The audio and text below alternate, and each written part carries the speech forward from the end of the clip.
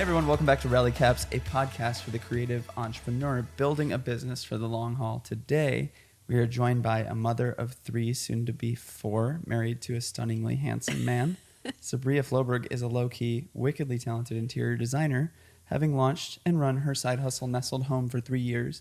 She turned a 2003 granite counter-loving tan blob of a loft into Chicago's most pristine and sought-after apartment in the whole city.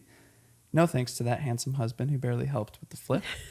Recently, she embarked on a new business venture with a dear friend, finding and collecting pieces for people's homes. Finding things at thrift stores, through wholesale, and beyond, this new business named Kindly Collected has been taking off steadily over the past 7 months. It's often said that she isn't hated by any because of her kind and gentle demeanor.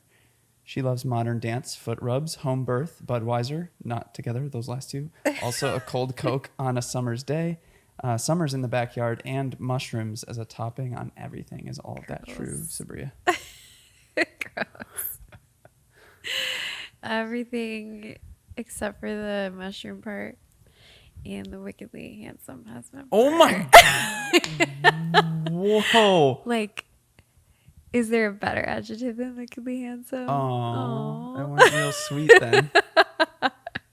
Yeah, so thanks for jumping on the pod.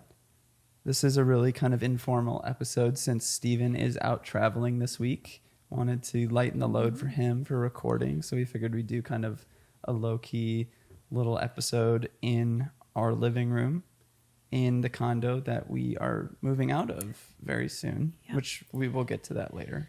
But I think a lot of people just kind of like, if any of you listening kind of follow me on YouTube and kind of wanted a sneak peek into our lives a little bit more, this is going to be a great place to kind of unveil a lot of that and where we're at with life right now. So I wrote a series of questions to kind of guide the conversation because it might be awkward. We don't talk very often.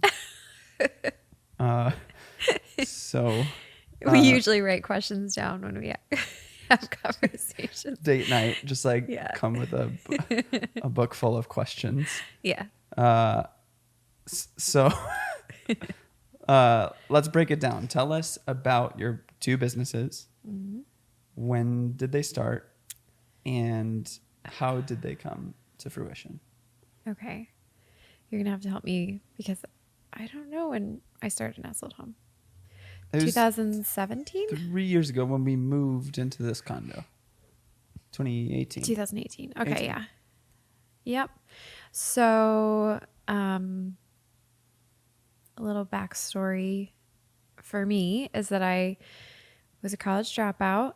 I went to Oakton Community College for my freshman year and then transferred to Illinois State sophomore year to be in the dance program. And I had every intention of finishing there with a dance degree in teaching, actually, dance education, but then switched over to dance performance and realized that I didn't want to get a degree in dance performance. I figured... Pretty niche. Yeah, I mean, it's a lot of money to go to school, and it's not a degree you need to have in order to be in a company and have a career as a dancer. So I dropped out after sophomore year, and Eric and I were engaged the following year. We got married the year after that, moved back to Chicago, and I continued with dance. So I had been teaching, performing here and there. We started our family almost immediately. So not planned. Yeah. So then we were, juggling. Very young parents. Yeah. We were 22. Two. Yeah. Juggling parenthood, making new friends, life in the city. And we wanted to move to Chicago. We had the chance to live in central Illinois, which is not the most exciting place in the world. Some would argue, some have called it, I can't say it's too offensive. What? The armpit of America. Oh my gosh. No, that's Gary, Indiana. Oh, okay. That is. Yeah. I'm so sorry if you live in Gary. And Central Illinois, I guess you were just calling it. Yeah. I mean, our college town, we were in college together for a year. The name of the town our college was in is Normal, Illinois. Yeah. It's your most basic. Yeah. It's a lot of chain restaurants. It's a population of like 80,000, but it's like if you're looking to be a creative entrepreneur, you will die. In 2013, it wasn't the most exciting idea, but I don't know now with what the internet is. Yeah. You could make it work. Yeah, it could be way different. So it didn't feel also, as much like that. Weren't we then. Thinking about Peoria? We were thinking about, yeah. Because you got a job offer. I did. Yeah. My Peoria. student teaching, I was becoming a teacher. Yeah. Yeah. So Peoria is a little more of like a city. A little more. Sure. I don't know. Shots fired again. But yeah, so dance was always part-time, and I was full-time mom, which was always my dream, and it's continued to be my dream. So how many years of that? Let's see. 3 years of that. We had a second kid, and then I don't know, it just started to get really stressful. So my teaching schedule was after school hours. Eric was teaching at the time. So each year I cut back a day, I think, but it was still just kind of like frustrating to not have a number of nights together because he would be gone in the morning, afternoon, and then I would leave for work. And we had a lot of help from family initially, but then once we had our second, we started hiring for childcare. Because nobody wants to watch two kids for free. Yeah, it's just more complicated. And Scout, it wasn't. You want the consistency. Yeah, and So Scout was a little. It was difficult. Yeah, I mean, he's not just like a baby you can cart around anywhere anymore. Sure. He's a toddler. So balancing our personal life became much more difficult when it came to me running my business, because at that time I was still teaching full time. Mm-hmm. So I was gone in the mornings and all day, and then I was editing at night and shooting on the weekends, watching Scout while you were gone teaching. Mm-hmm. Chaos. So there was a window in there where we'd have a sitter between me having to leave and Eric getting home. Yeah. And unfortunately, we didn't always have the most reliable sitters. And so there were a number of times where they would cancel really last minute, but I had a class to teach, and I was either telling Eric, like, you need to come home early, or like dropping them off at my parents' house. And that happened just, I don't know if maybe we were super unlucky, or maybe that's just the nature of like hiring babysitters sometimes, but it became really stressful. I felt like childcare and lining that up, even though we didn't even have it that much, was a part-time job. Mm-hmm.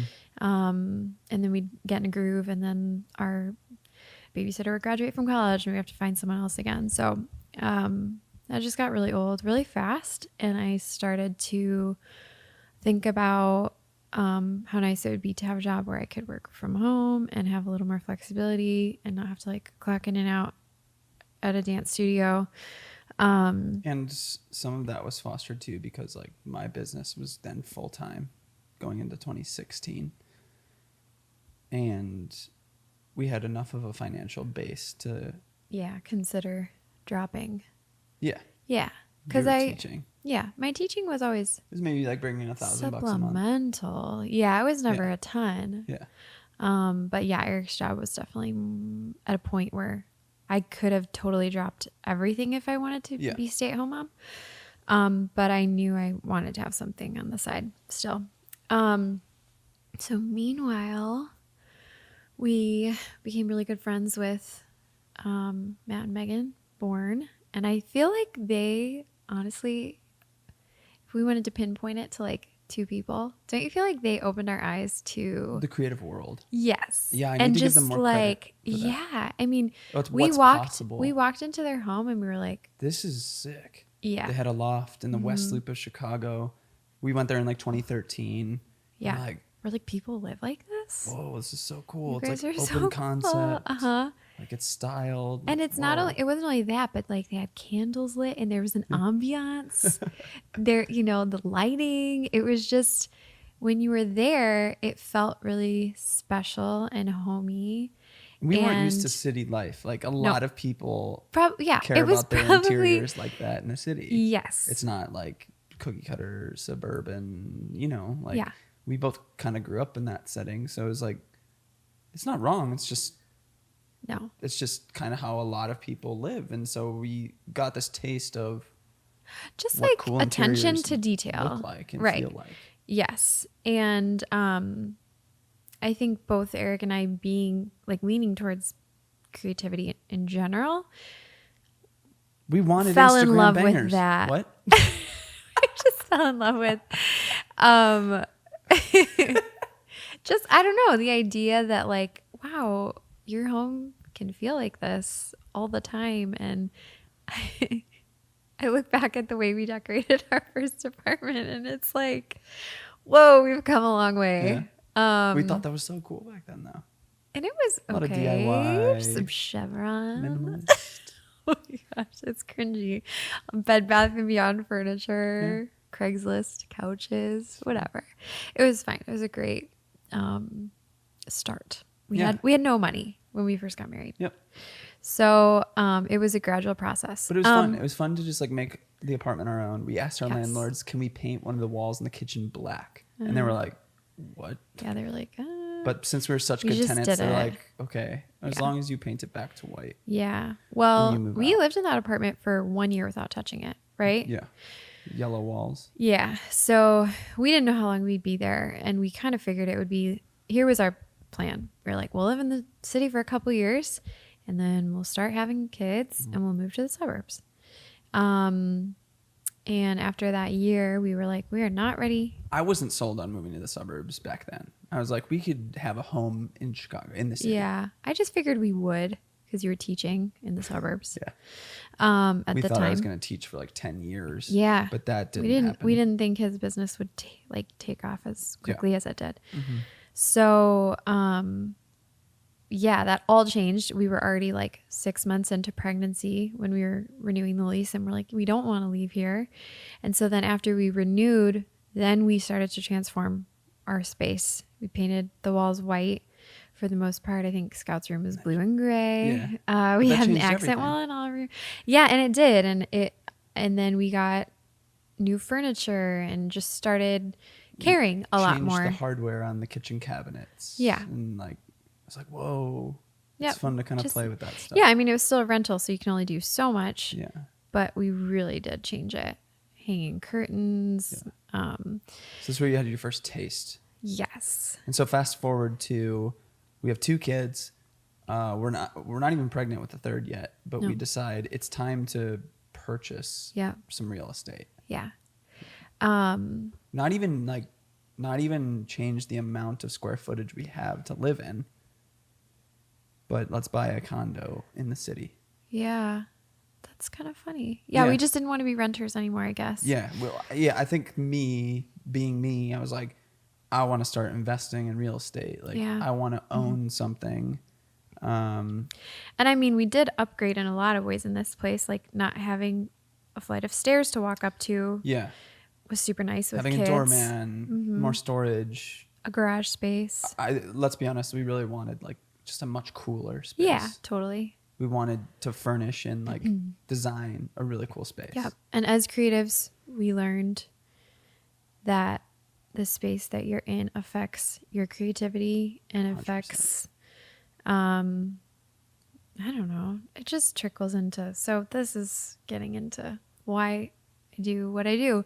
But I think it affects all areas of your life. And Yep. so yeah, we closed on the condo, and those same people, Matt and Megan, were moving to Utah.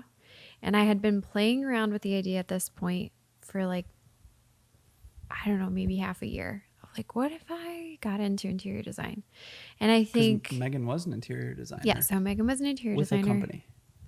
And freelance. Yes. Yeah. And then they were moving to Utah. Yeah. So I just figured, okay, I'll have to go back to school if I want to do this. I need a degree. Who am I to just start putting my name out there and being like, let me decorate your homes? And so I mean, that's how we all feel as creative know. entrepreneurs. Like everybody that's starting, just that imposter syndrome immediately hits. yeah.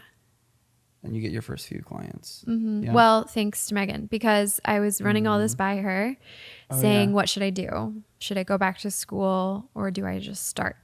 And it was also paired with organic because we started remodeling the condo because we got it. I said it in the intro, like we got this place as a brown blob. Yeah. It had like orange hardwood floors that we sanded and stained a good color. Yeah. We got rid of tan. the granite countertops. Everything was like early 2000s. Nasty beige, carpet. Tan, nasty carpet in the bedrooms. Good hardwoods in there. Factory hardwood.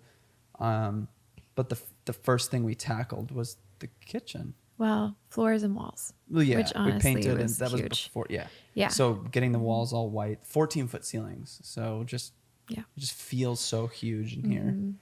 And you have the exposed brick and the concrete, and it used to be a shoe factory. Really, Definitely got cool. funny factor. story was I bought a bike from someone who lived in this building 5 years prior. It was the first time I saw this building, and then always kind of had it in the back of my head, like, oh, it'd be really cool to live in that building. I looked up units on Zillow. I was like, oh, that place is sick. It's got like 10-foot windows and huge ceilings. And it was the first place we looked when we were looking to buy a condo, I was like, oh, I'm going to go check out the Shoemaker Lofts and see, Yep. And yeah. And then full circle, was it the same bike? Got stolen out of the garage. Like a month after living here. Some bandit at 4 Yeah. Anyways, basically Megan was like, you don't need to go back to school, and experience is going to be everything. I'm leaving Chicago and I have clients that are coming back to me for work that I'm happy to pass your way, which was huge. Because I don't know. I mean, it would have looked very different had I been starting from nothing. From scratch. Yeah. So she was kind of coaching me through with that client. Go ahead. Sorry. Yeah. So this client, I did a walkthrough and I remember like shaking walking into her door because I didn't want her to know this was my first ever client. Yeah. Totally a fake. And I was calling, texting Megan the way there, all the way back. We talked about what I needed to ask, what I needed to do. Yeah, I just had to act like I had been doing this for years. Fake it till you make it. Yeah. It's so true. Because I wanted to put her at ease. And then she was a dream client. Everything ended up being so great. Megan did kind of like coach me through it, but I did gain a lot of confidence pretty quickly and learned as I went. You know, I was sending over mood boards, never had made a mood board, never had used Photoshop before, watching YouTube videos, learning how to make it, sending it over again. Like to her knowledge, I've been doing this for years, but nope, that was the first ever mood board I've ever made. And yeah, I mean, but the difference was you had a very natural hack for it. Like you could put stuff together that was really good. Yeah, and it was you knew so good style. You had a good fun. Backbone, and it was it was really fun. Super for you to fun, do. super fulfilling, super it felt exciting. Like an art project. Yes, and it was really fun for me to learn a new skill too. I mean, like dance was like my life. I had been doing it forever, and to be so outside of my comfort zone doing something that I didn't know that I was going to be good at necessarily. Formally. Yeah. That was kind of thrilling and cool, affirming, like really affirming whenever I'd get good feedback from the client or from Megan or Eric, even if I ran stuff by people. Where was the intersection of, we finished the kitchen? That was a while. After? Yeah. Like I think I had started Nestled Home a year before that. Wow. Maybe. Okay. Or maybe like 6 to 8 months before. But that's where things started to pop off more because... Well, yeah. So I had this one client and then she referred me to another. And so the majority of my work has come from referrals, which, and as most creative goodness. people. Yeah. And thank goodness, like that first client was such a great one that all of her referrals have been, and you for the really most part, served great. her well and like made sure she was taken care of. And yeah. And then also Megan sometimes just getting random inquiries again from Chicago and community. saying, yeah. Yep. So we finished the kitchen. I remember it vividly, like before New Year's. We spent 9 months 2000, renovating the 2018? kitchen. Just living in hell. Yeah, For it was not fun. Half-done kitchen for almost a year. Yeah. Just 'cause Wouldn't I was so recommend busy. it. I was so busy Yeah. with stuff. I just didn't have the time. I always say like, But it's so conflicting. DIY is really conflicting because we didn't have the cash to hire contractors for it. Yeah. And it's also, as we have learned, because we've done both. We've hired out now and we've done it all ourselves.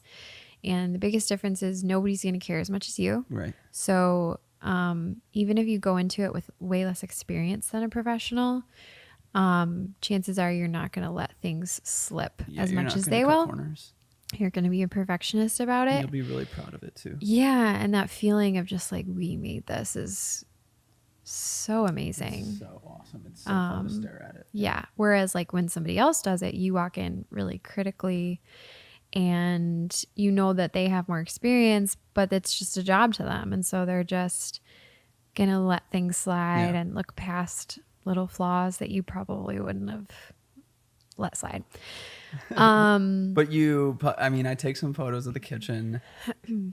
I take photos of the whole place because we painted our bedroom wall black. Yeah. So I think I had been slowly building a website and a portfolio. And we're like, hey, you will have a great portfolio piece with our condo. And we'll be able to showcase that. And then like do another launch basically. Yep.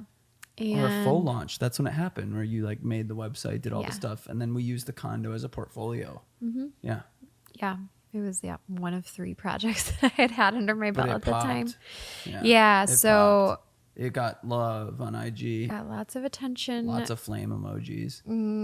It was heart eyes at the time, probably. Heart eyes. We're talking 2018. Flame eyes is a little Instagram, more. 2019 Instagram.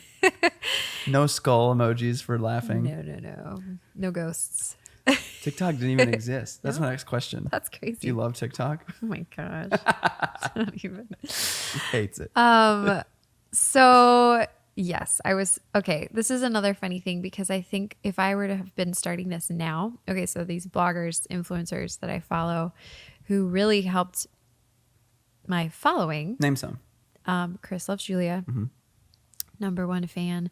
Arrows and Bow. Mm-hmm. Those are the 2 that would regularly do a follow Friday. Not a follow Friday. I don't know. It's just like a share. So they had a hashtag and like once a week or maybe every other week, once a month, they would pick out photos from people who use their hashtag and share them. And I had a photo of our kitchen that I took. I rub it in because Eric took amazing photos of our kitchen, but this was just some random photo that I took. Yeah, iPhone. Visco Cam. And that's the one A6. that got me like 3,000 followers overnight. That's crazy. I know. That's so awesome. And okay, I like as I'm saying that, I'm like, what does that even matter? Because did I really get many clients from that? Yeah. You got some street cred. I got some street cred. I guess, yeah, street cred. And then here's the thing. If I wanted to push harder, I could. Yeah. But I don't. Yeah. I also had Monique after that because Monique was looking to get her kitchen done. So she was saw another. Our condo, loved it, trusted you. Yeah. Monique we're going to have her on the podcast soon. She's agreed. She just had her second kid. So it'll just take a little while. Mm-hmm. She runs a company called Ambitious Kitchen. And they're just like probably the most successful person we know. Yeah. Just like she is a stupid, force to be reckoned with entrepreneur. Like, yeah.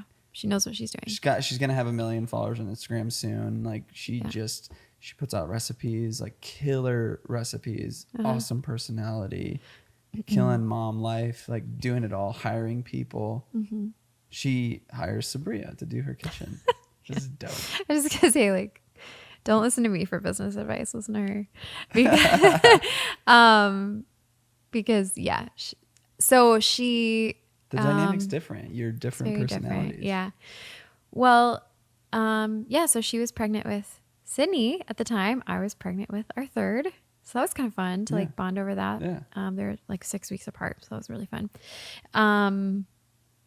I was intimidated because even though I felt pretty confident, Monique, I knew, again, had a large following and was like, I can guarantee you that people will see my kitchen and that you will get more work. And I kind of had this moment of like, oh crap, like, do I want more work or can I handle more work? No. Like, and then what am I always telling you? Like, if Eric always says, hire people, outsource, and never turn it away. Raise your prices. Yeah, raise my prices. If you raise the prices, I mean, like, if you have 1 million inquiries from this one, gold mine that you got of an opportunity, then you weed out, say you get 10 inquiries from it, but you weed out 8 of them and get 2 solid ones at a much higher price, less work, same or more pay. Mm-hmm.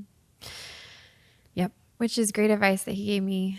But do you want to? A year and a half ago. And I just put that into practice like last month. As we all do. Yeah. Always feel that delay. Again, I mean, I just syndrome. Felt like I didn't have that streak. No, what is the word I'm looking for? Yeah. I didn't have the credentials, that's what I'm looking for, to raise my prices yet. Mm-hmm. I didn't have any certification. I think I kept thinking in my head, I needed it to be formal. I needed to take an online class. I needed something in writing to give me the boost of confidence to raise my prices. Yeah. But again, after talking obviously with Eric a ton and then with Megan, it was just like experience. You have a lot of experience at this point. People just want your eye and you need to be more confident in. They trust you. They just like your stuff. They've seen your website. They know what your credibility is. Yeah. It's the same. It's the same in the photography industry, filmmaking, design. You just need a portfolio that proves what you can do. Right. And then service that's going to make them feel like you knocked it out of the park, Mm-hmm. Yeah. If they love it, it's all that matters. Mm-hmm. Yeah. So yeah, I did Monique's, and then I've had that was probably my last bigger project. Then I've had tons of little projects here and there, mm-hmm. but that's where I was starting to feel kind of burned out because,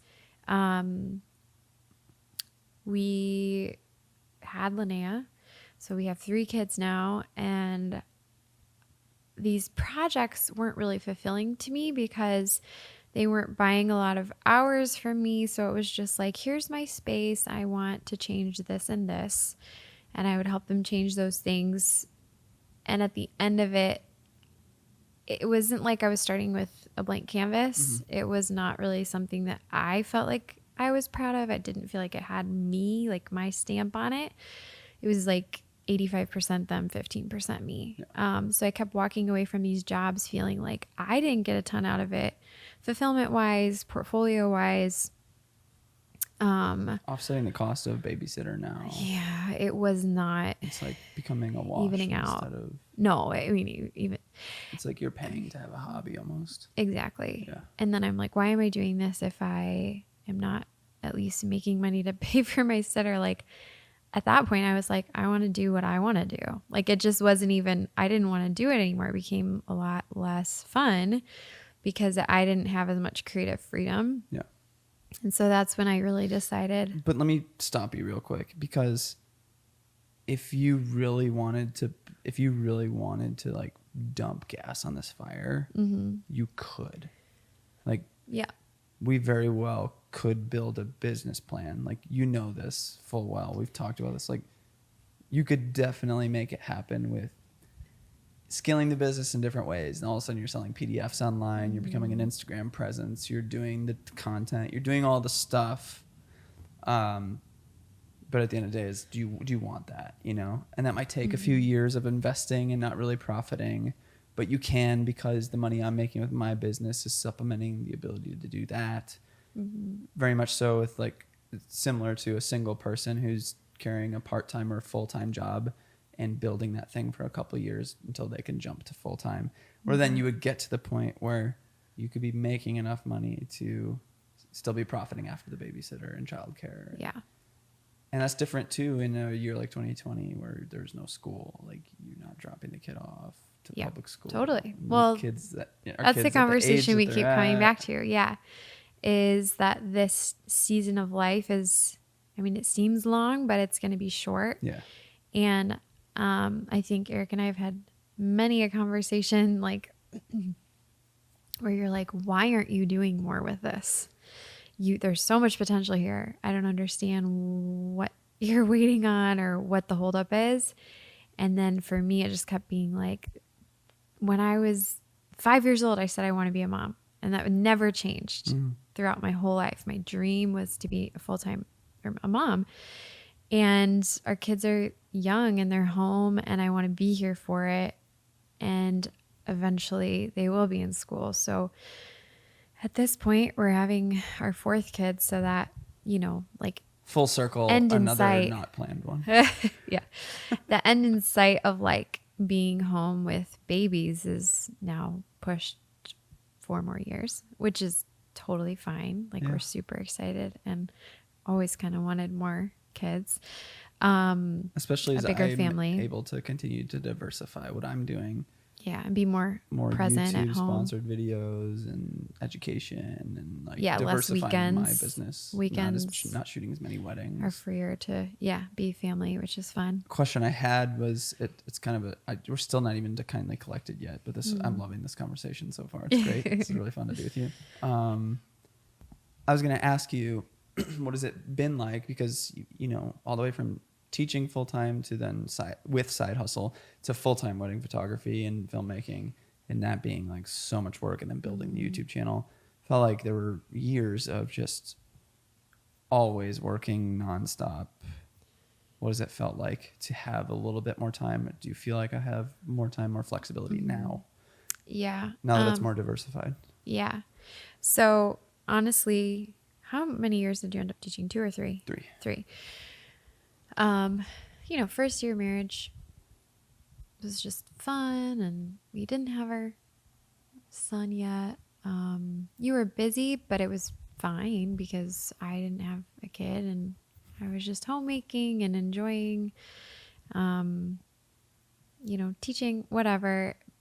And it was really that second year that things got really difficult, like with how busy you were. And then we had a newborn, and Eric always tells me, I'm like, here's the thing.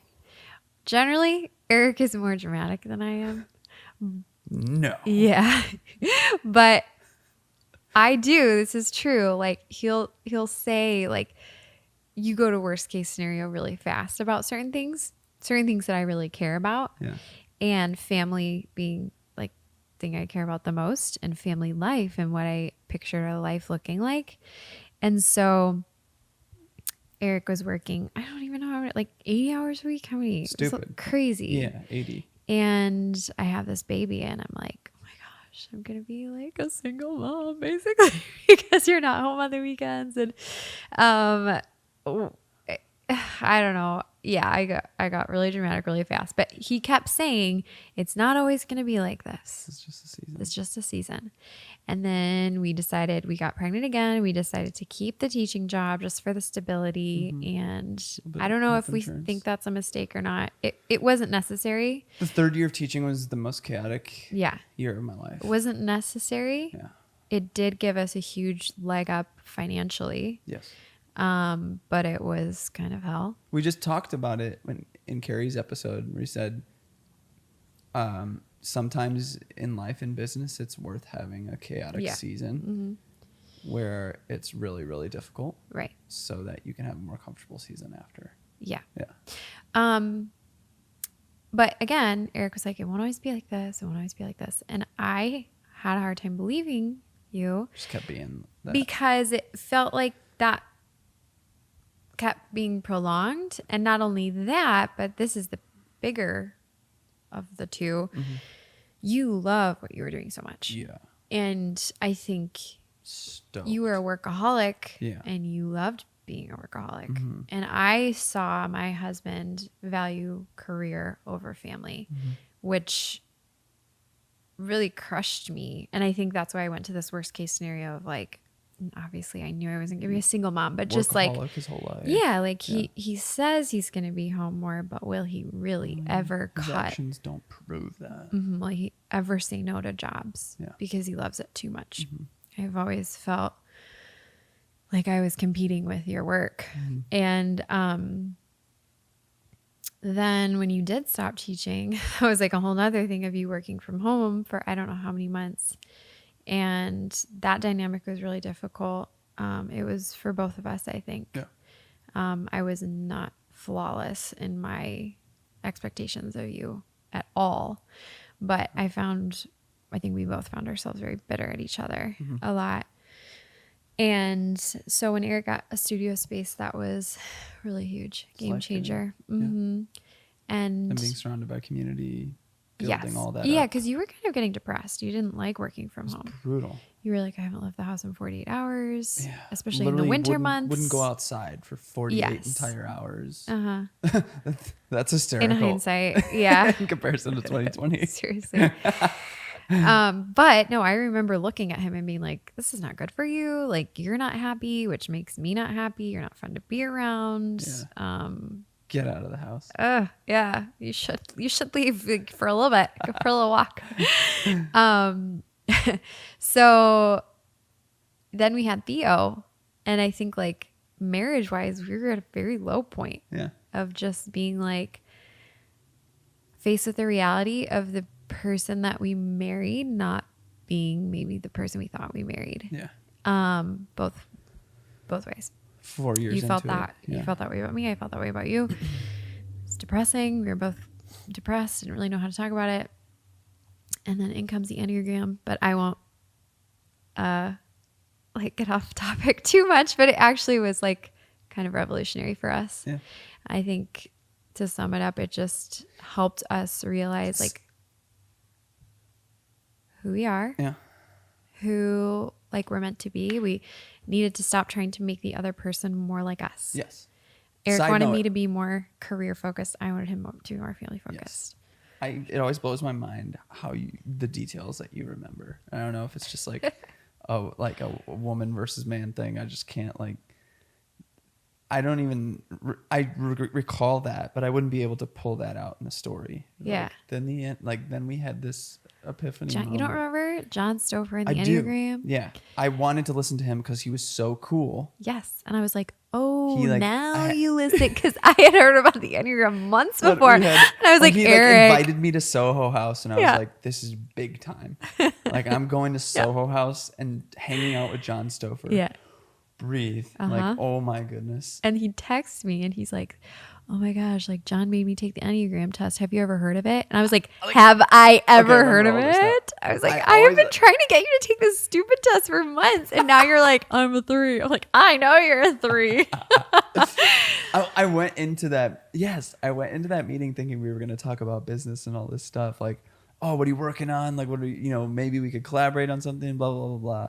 And the whole time, all he wanted to talk about was personal life and family and your personality. Yep. And I just remember sitting there and being like, am I really logged into Enneagram.com right now? He's like making me take the test right now. Yeah, he forced you to do it. But that was, it was pivotal in our relationship, honestly. It was like a pivotal life moment. Yeah. Because now John is like a dear friend. Yeah. And that was built on something substantial instead of something superficial. Totally. Which is really cool to think about. Well, and you look at John from Instagram, like from an Instagram perspective, and you're like, yeah, you like worship the ground he walks on, right? But then you get together with him, and all he cares about is family and personal life. He's such and an I think for person. Eric, that was kind of like, because you were so like, man, yeah, you were so after success at that point. Yeah, you just were. You wanted what he had. Yeah, but he didn't even care that much about what he had. Yeah. So it's kind of cool. And still does. It's so awesome. Yeah. That's really cool. But yeah, we just learned a lot about each other and helping each other grow into those strengths versus like being mad that we weren't more similar. But now our expectations are way better. Our communication is way better. Yeah, for sure. My schedule is way more flexible. Yeah. So 2020 or 2019 was finally the year where I was starting to see.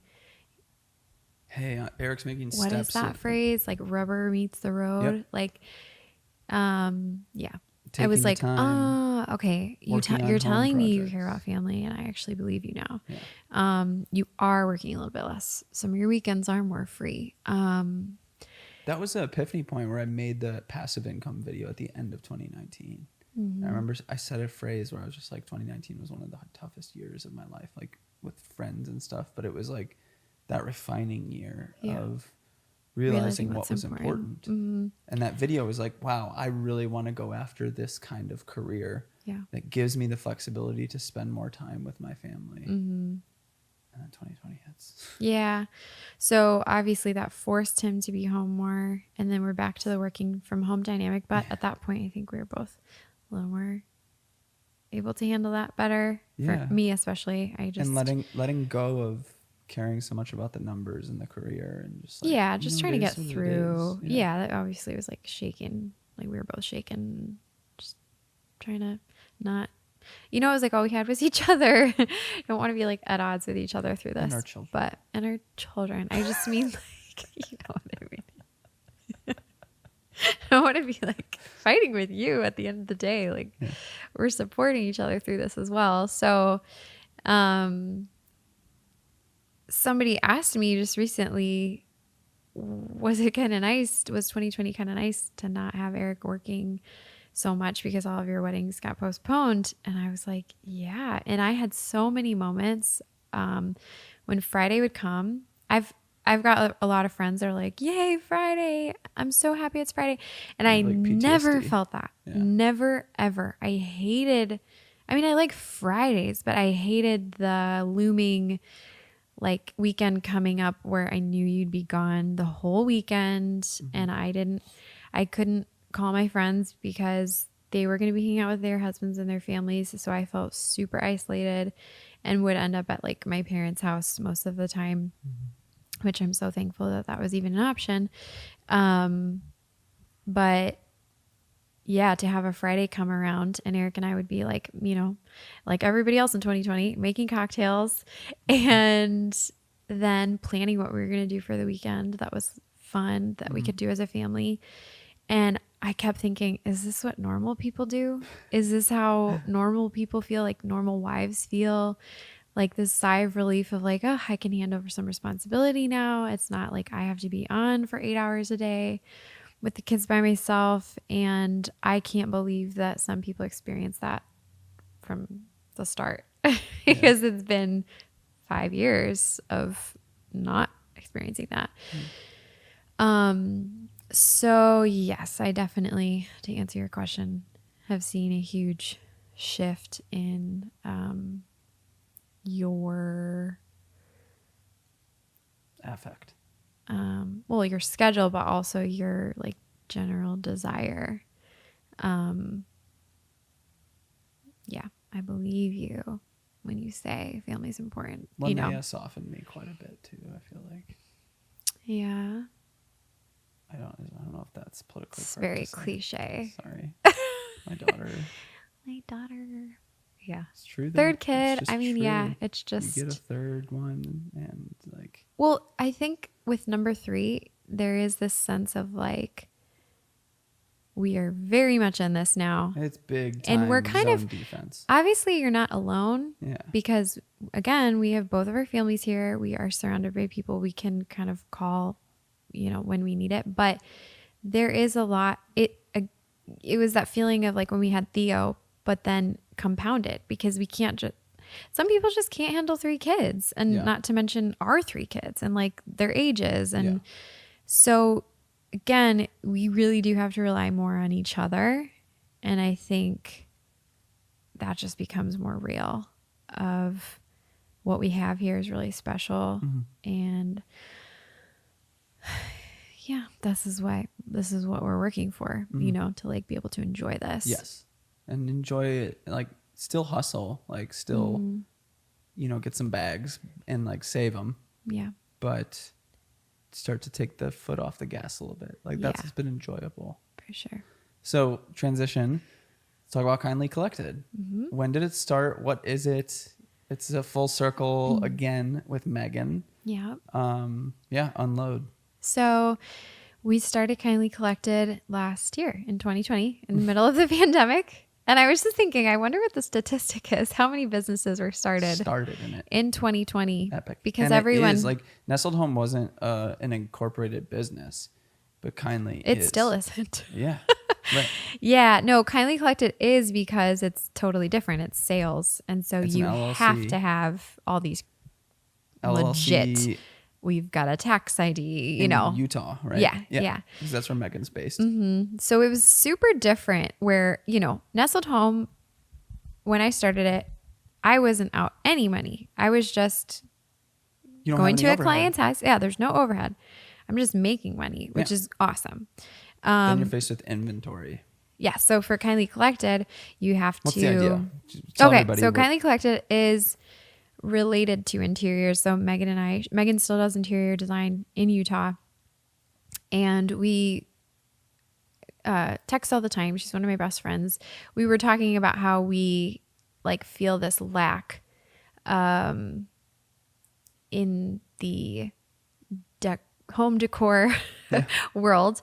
Space, yeah, for certain pieces that when we are finishing up a home as designers and when we want to go in, put finishing touches on them, you know, we're missing pieces. Mm-hmm. And clients don't know what to buy. They're at such a loss.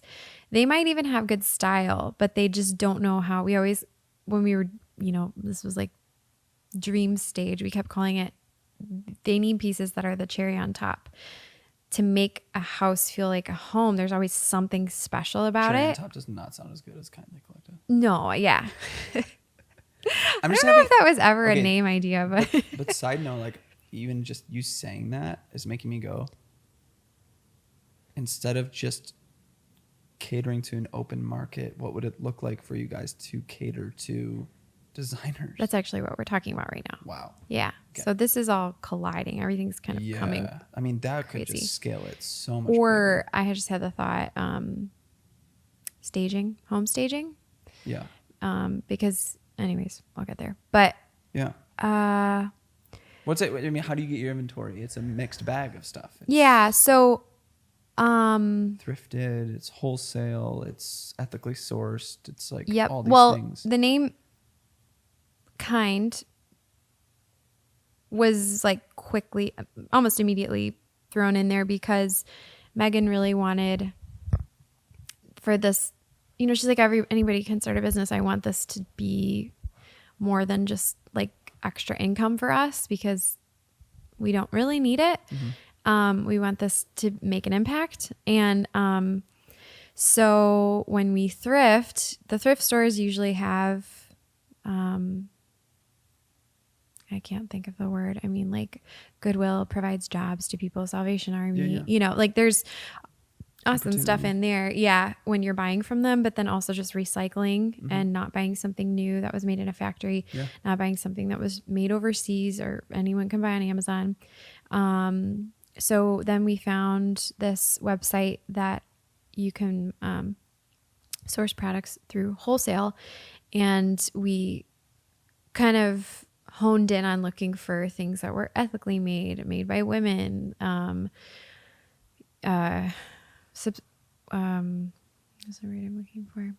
Not substantial. All the things millennials are looking for. Yeah, I mean, it makes. I mean, I it don't makes mean you that to feel just sound like a cliche, but like for a good reason. Yeah, and I have personally done this where I know if I'm paying a little extra for something, which I think home decor falls into that category in general. Like you don't really need this, but you want it to last. You want it, and you want to have that feeling of, well, I'm not just buying this thing, I'm also supporting a good cause.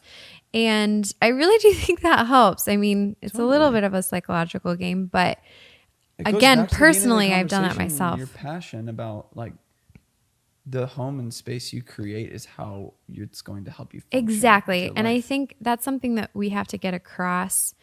That's probably the hardest thing to do, to get across to people. Okay, I know this looks like this stupid knick-knack. Yeah. Like clay knot or something. Yeah.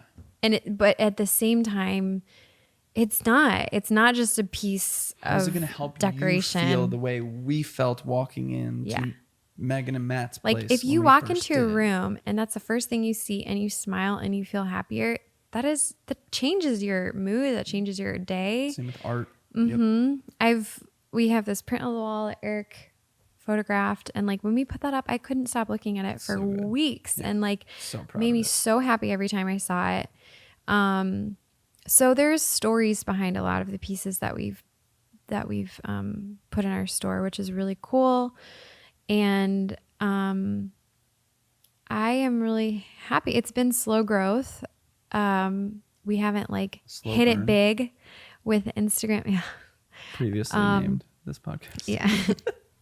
It helps that actually, well, okay. So it did help that I had a big following from Nestled Home because those people definitely trickled over to Kindly Collected.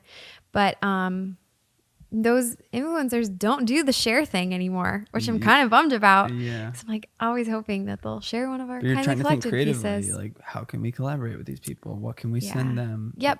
Yeah. So this business has been a lot more for me personally. I think I'm always just like, we have to be good marketers if we want to be selling a lot of our stuff. I am very confident in the pieces that we have. I'm like, I just trust both Megan and I. Like, I would have everything that we have in that store in our house. So we stand behind it. But now it's just about, how do I convince you that you need this, but also for more than just like having a thing. It's not even just that you need it. It's that you want it. Yeah. You want it and you can buy it. It's okay to buy this, you know? Yeah. It's not just wasteful throwing away your money. And then also, how do I get this in front of a lot of people? Mm-hmm. So that's totally different than what it was for Nestled Home, because Nestled Home was like one client, lots of money, work on it for months, referral. Next client, lots of money, work on it for lots of months. Whereas this is like little purchases here and there. Okay, it's been like 2 weeks since we've gotten a purchase. Like we need to do something differently. Sure. You've seen a correlation every time you post, every time you do something, you see a sale come through. Like, getting on a story. It's just all about the consistency in that game. Yep. Patience. Get stuff out there. Yeah. Also, so proud of you that you went to Utah and did your photo shoot of your last collection all by yourself. Yeah. With a DSLR. And yeah. I mean, the editing did a lot of magic. It didn't, though. Yeah, that was kind of fun. Yes, I learned how to photograph, kind of. Eric taught me. It was pretty simple. Yeah. But that has become really fun, Kindly Collected. I know this about myself. I learned this about myself when I was pursuing a dance career, that I don't love dance enough to pursue it as a career. Why have I done this my whole life? Oh, it's because of the community that like comes with it. And that was, I had this like quarter life crisis when I was auditioning for companies and realized like, I don't think I want to do dance. And I was so confused as to why, because my whole life I had said, this is what I'm going to do. This is why I dropped out of college. And then, you know, you go to audition after audition after audition. You don't know anybody. You're getting turned down. And people that make it want dance, the career, like love dance in itself so much, enough to stick that out. And I was quickly like, I don't want to do this anymore, because this isn't why I do it. I do it because of the people. So Nestled Home, something that I learned after a few months when the excitement started to die down, I guess, was like, ultimately I am doing this alone, and I don't love that. I love the collaborative process. And just, I don't know, the relationships that's built with working with other people. So it's been a dream to be able to do this with one of my best friends, and just gives us that excuse to like talk more. It always trickles into real life. Community. Yeah, it's super, super fun. And it gives us, I mean, for me, Megan has more experience than I do. She does have that degree. So I think for me, I have this affirmation of like, I think this is cool. And then for somebody who I look up to say, yeah, that's awesome, let's do it. I'm like, okay, I'm not crazy, you know? So, and just, I think, I would imagine she probably feels the same way. Just having somebody say, no, this is great, and give you that like boost of confidence is super nice, because you can totally second guess yourself in circles when Yeah. you're doing it by yourself. Yeah. So I would love to transition to more kindly collected, focused work. So we had this realization a couple weeks ago. We are both finishing projects for clients, and we had my sister, who also now owns a design studio, reach out to us super last minute, like in a frantic like text, said, do you have any pieces that we can use? We have a client who we're photographing for tomorrow. We didn't realize that she wanted us to come so soon, and we're scrambling for these pieces. We just weren't there yet, but we need them by 8 a.m. tomorrow. And most of our inventory is in Utah, but I had thrifted a couple pieces, and I had personally, I owned one of our baskets. And I said, okay, you can use this. I'll just replace it. I have these taper holders here. You know, I just haven't shipped them to Utah yet. Let me know. They used them. The clients bought them, loved them. And then Megan and I were like, wait a minute. Like, we could be onto something here, because, okay, you see the pieces, you love them, but then you see them in your home and you have to have them. You can't just like, but that's what designers do. They come in, they put their stuff on it to take their photos, and then the client can keep what they want or not. You've also gone creatively with free photoshopping. It's like, hey, send us a photo of your room, and we'll Photoshop our stuff into the room to show you what it looks like. Yep. Awesome idea. Which sold plenty of stuff. Yeah, we did sell a lot of stuff with that, which was cool. Very creative. Again, just seeing it in your space, people, that's a disconnect that I think I forget. It's like a gift to be able to see something, be like, that's going to work. This is going to look good. Where people are just like, is it? I don't know. I just don't see what should go here, you know? So I'm gaining confidence in that. But so thinking, marketing more towards designers, or staging or whatever, instead of just like the individual customer, but also other businesses.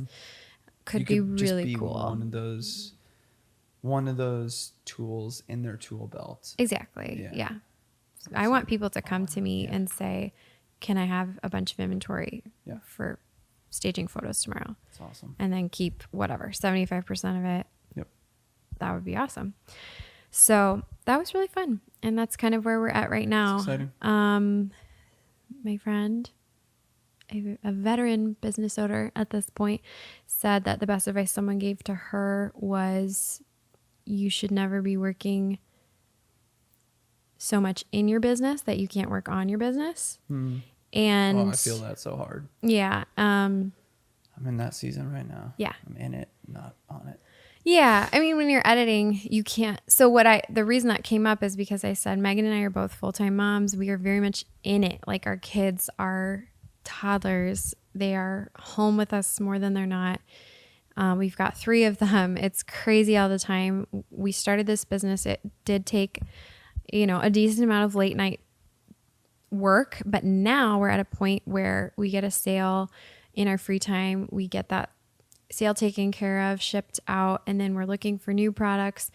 And it's like, we're so in the midst of just trying to keep the business afloat that there's not much time to dream about what the next step is and how to get that into fruition.